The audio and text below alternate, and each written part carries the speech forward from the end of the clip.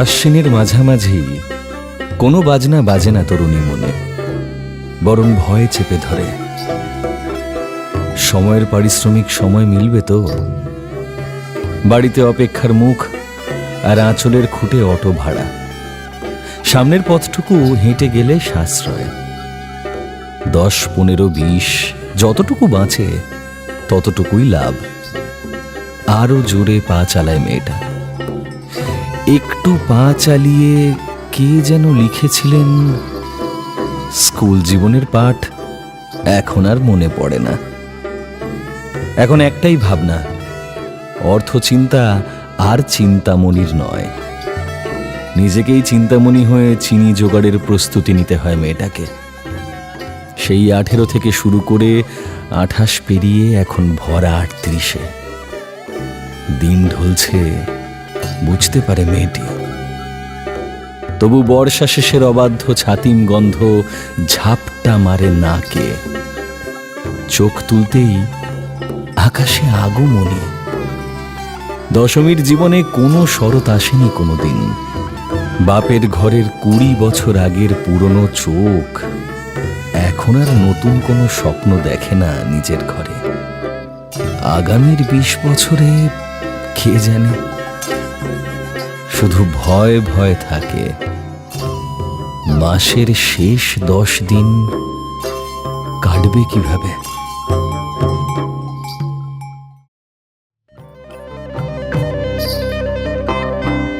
দ্রুত পা চালায় মেয়েটা। অভ্যস্ত হাতে সামনে নেয় ওড়না। পথটা ভালো নয়, খারাপ হচ্ছে কাজের জায়গাটাও। এখন থেকে 8 নয় 10 ঘন্টা খাটলে মিটার ডাউন হবে ওভারটাইমের। আর ওভারটাইম মানে বাড়তি টাকা। বাড়তি টাকার অর্থ মা বাবার ওষুধ, চিকিৎসা, সন্তানের স্কুলের বেতন, টিউশন, জানলার পর্দা, নতুন জামা। তালিকাটা লম্বা হতে থাকে। মেয়েটার কিছুই ভাবতে পারে না। 2 ঘন্টার বাড়তি কাজে বেশি টাকার হাতছানি থাকলেও জবাব দিচ্ছে শরীর। ঘুষঘুষে কাশি, কোমরে টান। মনে মনে তাও উপেক্ষা করে দশমী। নিজের মনেই নিজেকে বকে, শাসন করে, নিজের সঙ্গে কথা বলতে থাকে। মেয়ে মানুষেরা তো আতুপুতু কিরে। মুখ বুজে 10 হাতে কাজ করবি তবেই না লক্ষ্মীমন্ত বলবে ঘরে বাইরের লোক। একটু সোহাগও করে নিজের সঙ্গে। ভাদুরের রোদ্দুরের তাপ ঠেকাতে ওড়না তুলে নেয় মাথায়, ঘোমটার মতো। কপালের ঘাম মুছে নিজেকেই বলে এখনো অনেক পথ চলা বাকি। বাকিটা বলে না। আর একটু খেটে নে, তারপরেই তো ছুটি এক্কেবারে। লক্ষ্মীমন্ত তুই, গুণে সরস্বতী বাবা বলতেন। মাথাটা টলে ওঠে সামান্য। স্পষ্ট দেখতে পায় সেই ছবিটা।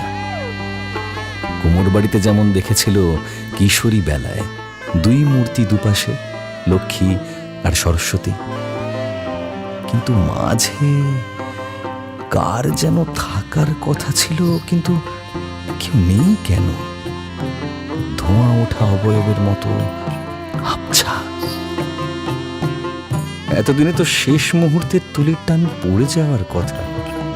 মণ্ডপে মণ্ডপে তারই আয়োজন। বোনাসের টাকাটা হাতে পেলেই মংলাহাট যেতে হবে। হোঁচট খেতে খেতে সামলে নেয় দশমী।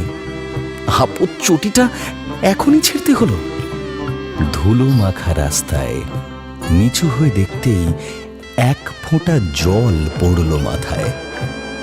পরিশ্রমের ঘাম না 7 নক্ষত্রের জল, কে জানে।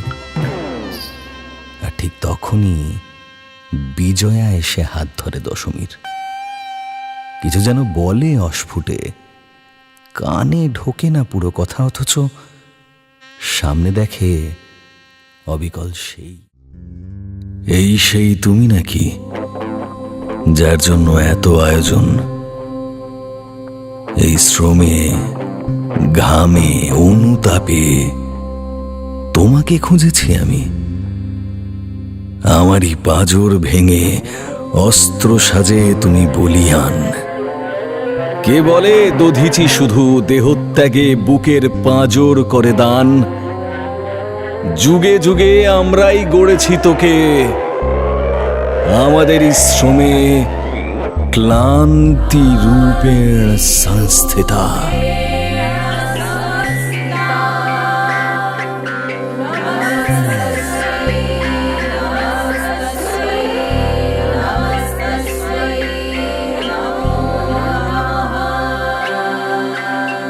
আসলে সব দুর্গাই যুগাবসানে এক একজন অসুর দলনী, একজন নারী শ্রমিক কেবল, শ্রমের অসুর নিধন করে যিনি শুধু জীবনের কথা লিখে যান।